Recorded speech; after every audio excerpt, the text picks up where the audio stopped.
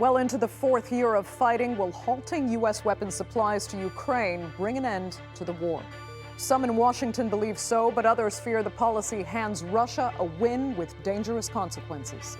As Moscow claims total control over Luhansk, Kiev says it hit a weapons producer deep in Russian territory. So will halting supplies stop the war or prolong the pain? I'm Andrea Sankin. Today's Newsmaker is the war in Ukraine.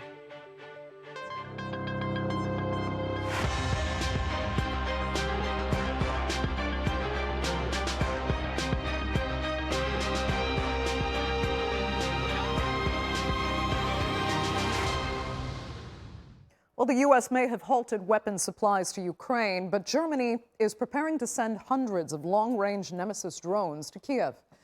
Meanwhile, Russia is set to receive some 30,000 additional troops from North Korea. It all illustrates how both sides seem committed to continue fighting, even while President Trump said cutting supplies would help force both parties into negotiations. Here's a look.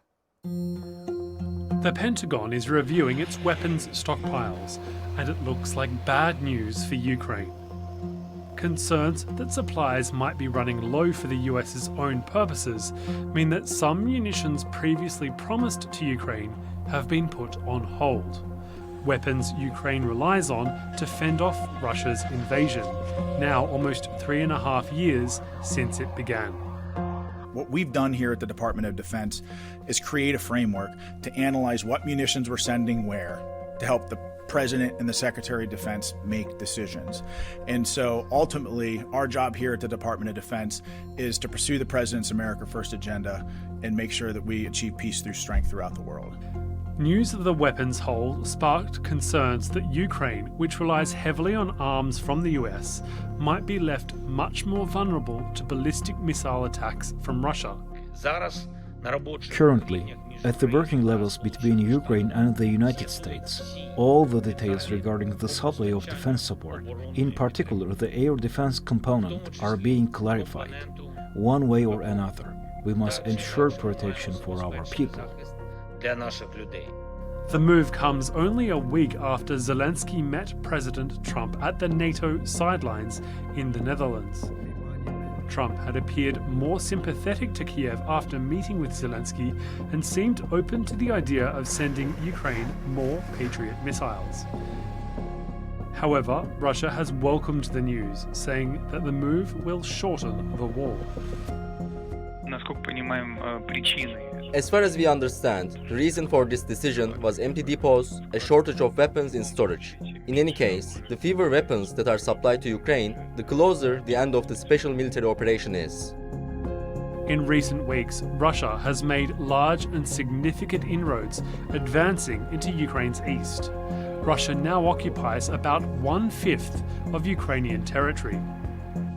This decision is certainly very unpleasant for us. It's painful, and against the background of the terrorist attacks which Russia commits against Ukraine, against peaceful towns, cities and villages, citizens of Ukraine that die almost every day from such terrorist attacks. It's a very unpleasant situation.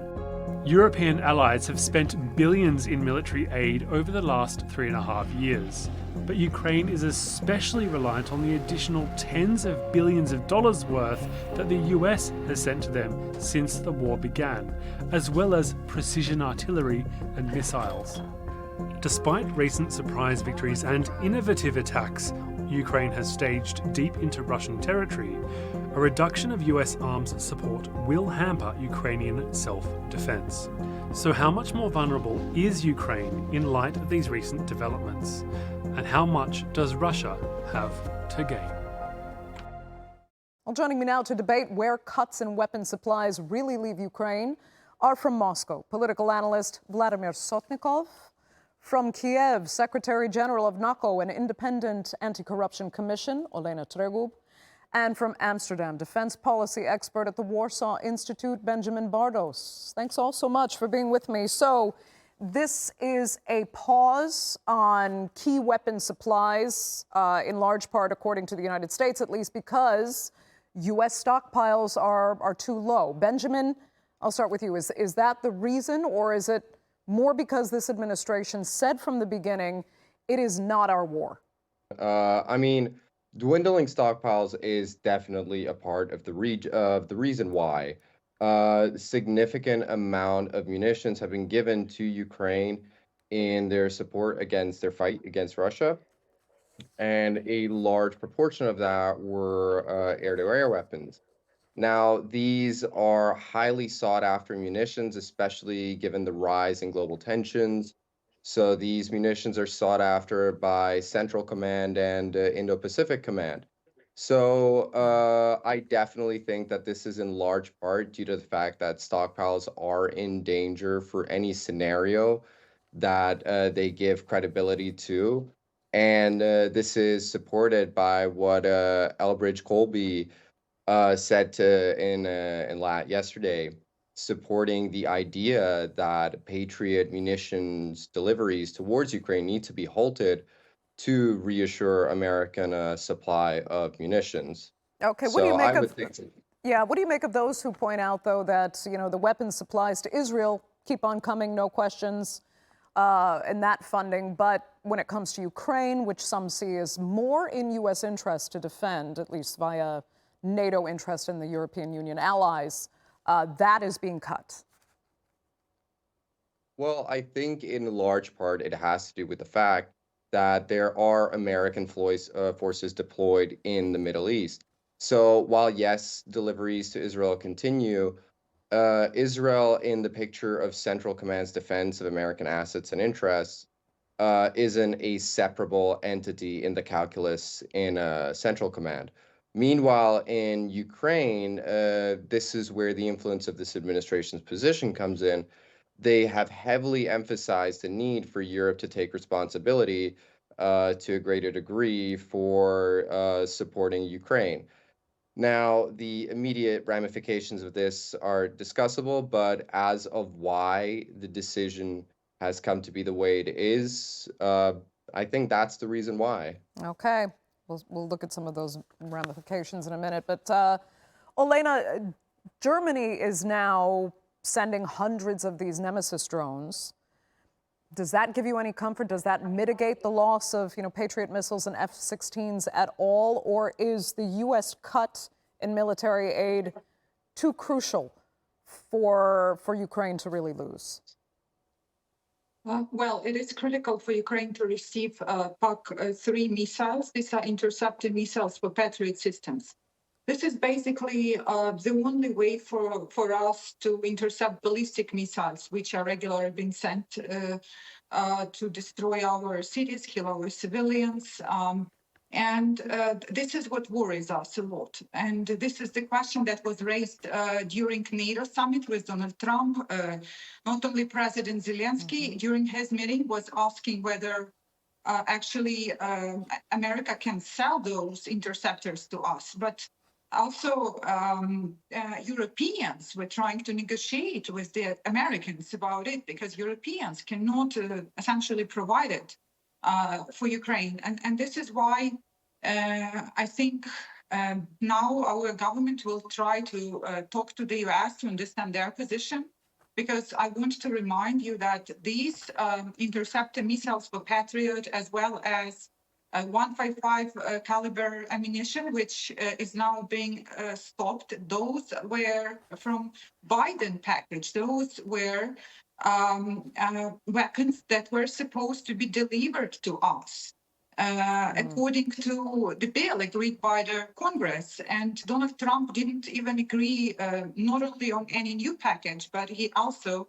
didn't yet agree even to sell this to us. So, of course, this is critical, and I hope that there will be negotiation, including Europeans, about that, because it can have a negative effect on security here in Europe. Were you surprised, though? I mean, many saw, the last conversation, at least between Trump and Zelensky, as more conciliatory, more understanding. There was, hope that the weapons would keep coming through because Ukraine had signed that rare earths mineral deal that Trump had asked for. Ukraine has also agreed to the ceasefire that the U.S. laid out. So did it come as a shock to you that they did actually pull the supplies? Yes, I think in Ukraine, even though we understand that U.S. now acts that they are not on Ukraine's side, that they are neutral, that they want to push Ukraine essentially to capitulation, which they call peace. Everybody now has this opinion. There is a public opinion formed in Ukraine. However, this recent development with these particular missiles, that was, I can say, unexpected still. And it's basically, I want to remind you that Donald Trump at the end of May gave Russia 2 weeks to begin their ceasefire process. And now in 4 weeks, what he did, he took away vital supply from Ukraine. So what does it tell us? Okay.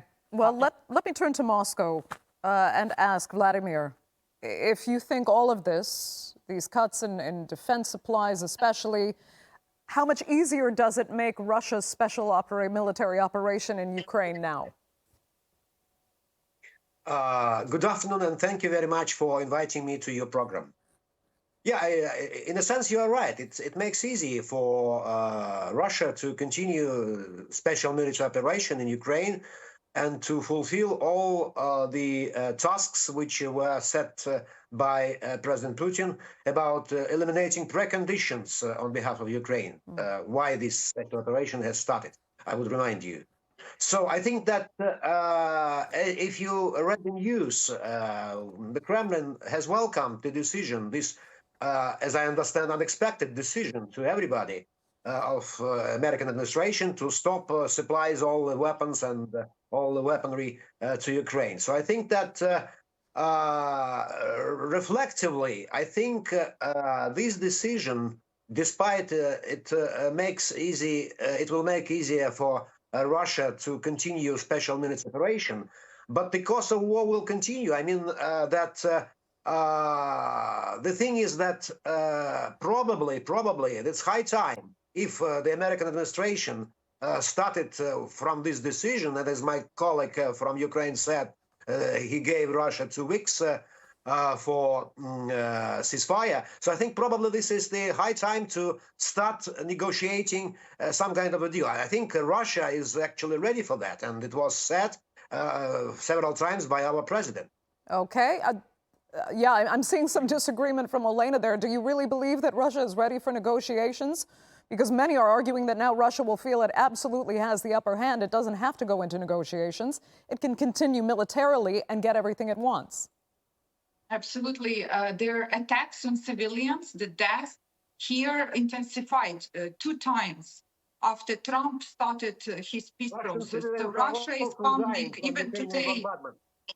Hold on, Vladimir. We'll come right back to you so we can get your audio corrected. Continue, Elena. Well, Russia is increasingly sending more drones, more ballistic missiles. Just like a few hours ago, there was a ballistic missile in Odessa, 3 people dead, including some foreign nationals. Russia is not ready for peace. Russia wants to occupy Ukraine. Russia wants to win this war. That's what Russia wants. And Russia never told Donald Trump that they will stop this war. And I think it is clear for U.S. administration at this point that Russia doesn't want peace. Okay, Vladimir, go ahead. Actually, what has been said by my Ukrainian colleague and the Ukrainian guest, I completely disagree, because Ukrainians are also bombarding the Russian cities deep inside Russia, by the way, by drones. And the Russian citizens, Russian people are also dying.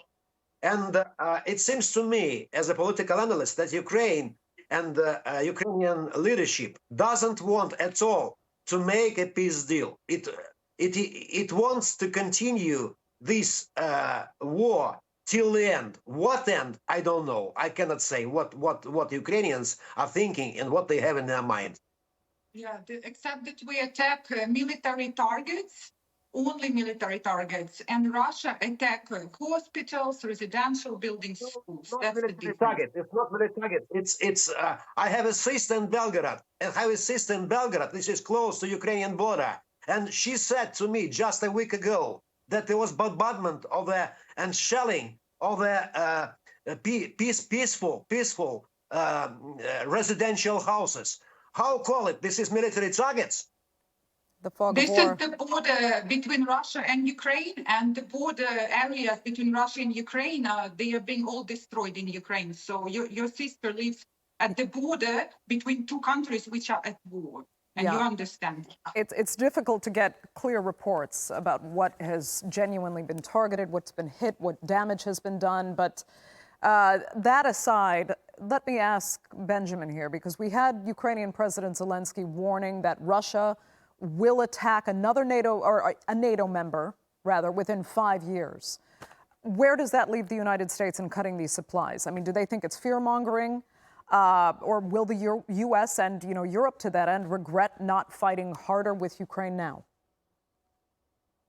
Thank you. Well, as regards any claim of the Russian Federation going toe-to-toe against even just the European segment of NATO, if we just take it continentally, is, in my opinion, completely outlandish. The Russians may outclass Ukrainians in specific key areas, such as in their tactical aviation, strategic aviation, or deployed mechanized forces inclusive of armored or lightly.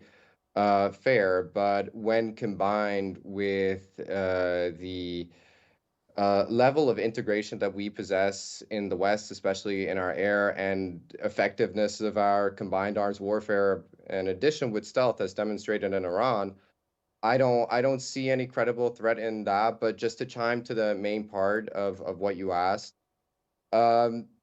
I don't think what's happening right now affects that calculus. However, the part which it does affect, as you rightfully pointed out, is the short-term future. And yes, there are significant question marks raised here. Personally, I look more towards those that are raised within the U.S. on the side of production, as this is where the key issue is. Okay. But the canceling of this does resound the necessity for a change in economic mindset in the United States. Let me ask you though quickly, Benjamin, because now we see NATO increasing defense spending in somewhat off the back of Zelensky's warning there. That has prompted President Putin again to say that NATO is the aggressor.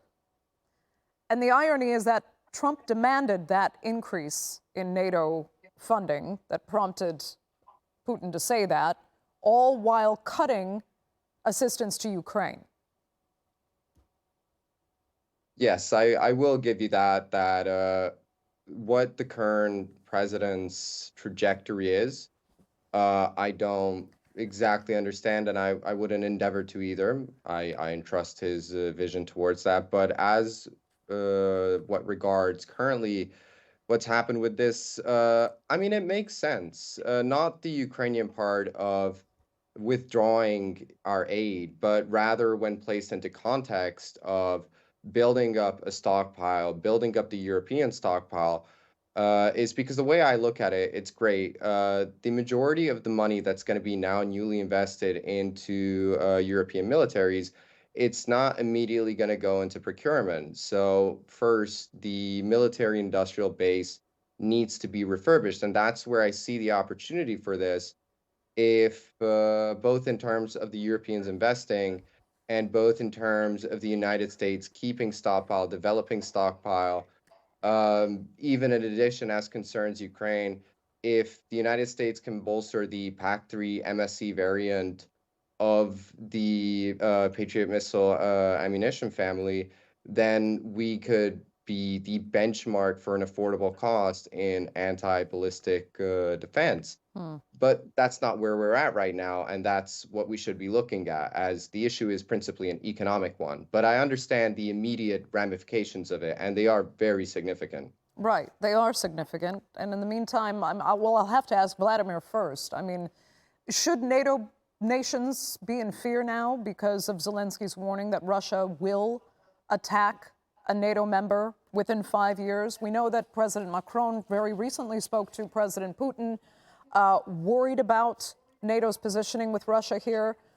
What should NATO be worried about?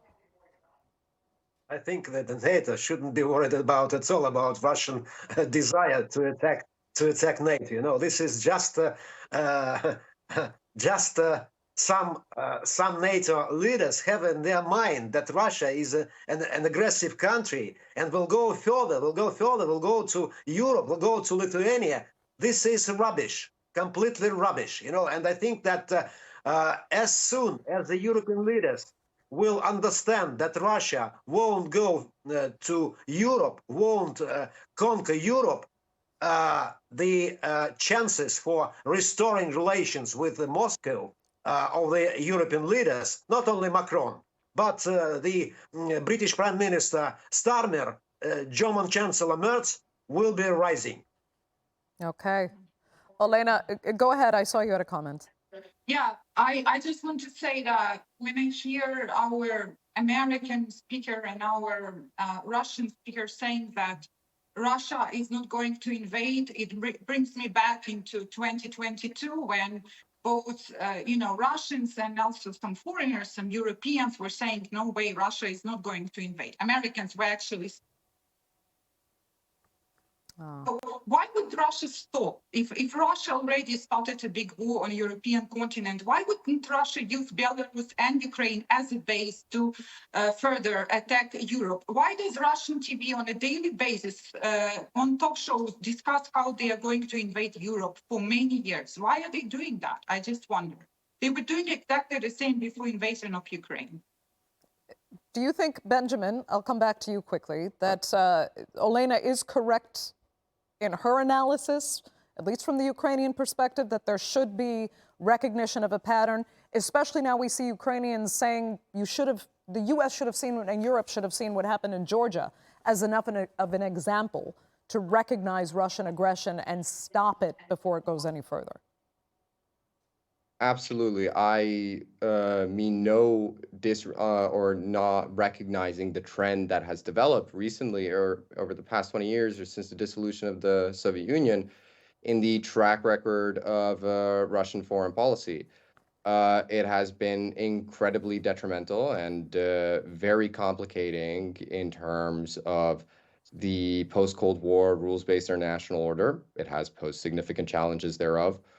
And especially, I just wanted to come back as to say what I meant by Russia not posing a threat to NATO or the European part is not in the sense that they won't do it, but that even if they did do it, short of a nuclear option and possibly a very dangerous fight for the Baltics, we outclass them in every way possible. And yet again, I just want to reiterate back to the previous point, absolutely the stake of what's going on in Ukraine is critical. It's about the principle.